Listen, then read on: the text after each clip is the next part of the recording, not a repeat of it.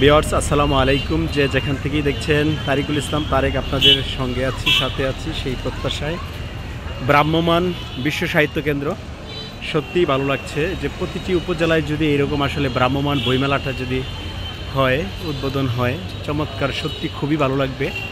কারণ তখন ছেলে মেয়েদের মাঝে একটা শিক্ষা বা পড়াশোনার একটা পরিবেশ সৃষ্টি হবে। কারণ এখন যুব সমাজ আসলে মোবাইল বা সামাজিক যোগাযোগ মাধ্যমের প্রতি আকৃষ্ট হয়ে গেছে, যেটা আসলে এটা এখন এই ভ্রাম্যমাণ যে বইমেলাটা বা ভ্রাম্যমাণ বইমেলা, এটা হচ্ছে সংস্কৃতি বিষয়ক মন্ত্রণালয়ের অধীনে বিশ্ব সাহিত্য কেন্দ্র এই জিনিসগুলো তারা আয়োজন করে থাকে। সত্যিই খুবই ভালো লাগছে।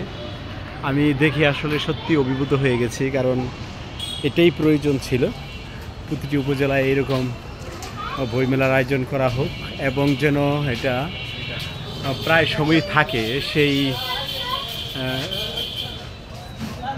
এখন যেভাবে যুব সমাজ এই সামাজিক যোগাযোগ মাধ্যমের প্রতি আসক্ত হচ্ছে, এখানে এইরকম বইমেলা যদি আয়োজন করা হয়, সত্যি যুব সমাজ তাদের এই যে জ্ঞানের যেই ভাণ্ডারটা, পরিধিটা, এটা হচ্ছে বিভিন্ন লেখকের বই এখানে আছে। বিশ্ব সাহিত্য কেন্দ্র প্রকাশিত বইসমূহ উপর 30% এবং অন্যান্য প্রকাশনীর বইসমূহের উপর 25% মূল্য ছাড় এইখানে।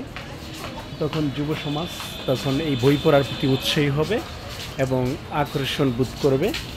সত্যি তোমরা কি জন্য আসছো? বই কিনবে না পড়বে? পড়তে আসছো। কোন ক্লাসে পড়ো তুমি? 3-তে। তুমি কিসে পড়ো? প্লেতে পড়ো। হ্যাঁ, বই নিতে আসছো না পড়বা? আচ্ছা, একটু কথা বলি। আপনি কোত্থেকে আসছেন? আমি ওদের মা। ওর মা? কি বই কি পড়তে আসছেন না ওরা পড়তে আসছে, ওই জন্য ওদের সাথে আসছে।